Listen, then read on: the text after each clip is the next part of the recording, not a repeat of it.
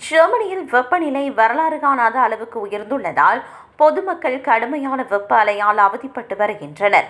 இதனை எதிர்கொள்ள அரசு தீவிர நடவடிக்கையில் இறங்கியுள்ளது. தீவிர வெப்ப அலையை சமாளிக்க அரசாங்கம் கூடுதல் நடவடிக்கைகளை எடுக்க வேண்டும் என நாட்டின் சுற்றுச்சூழல் மாநில செயலாளர் ஜோர்ஜன் ஃபிளாஸ்பர்த் வலியுறுத்தினார். நீர் பற்றாக்குறை, 40°C வெப்ப அலை மற்றும் ரயில் ரத்து போன்ற பல்வேறு பிரச்சினைகளால் ஜெர்மனி இந்த கோடையில் கடுமையாக திணறி வருகிறது. தனிப்பட்ட மாநிலங்கள் பாதுகாப்பு திட்டங்களை கொண்டிருந்தாலும் தேசிய அளவில் ஒருங்கிணைந்த செயல் திட்டம் அவசியமானது என்று ஃபிளாஸ்பர்த் கருத்து வெளியிட்டார். எதிர்காலத்தில் வரவிருக்கும் வெப்பமான கோடை காலங்களை எதிர்கொள்ள உள்ளாட்சி அமைப்புகள், மாநில மற்றும் மத்திய அரசுகள் இணைந்து செயல்பட வேண்டியது அவசியமாகும். பெர்லின் நகரின் ஜென்டார் மென்மார்க் பகுதியில் சமீபத்தில் மரங்கள் எதுவும் நடப்படாமல் கோடிக்கணக்கில் செலவு செய்து புதுப்பிக்கப்பட்டதை அவர் கடுமையாக விமர்சித்துள்ளார்.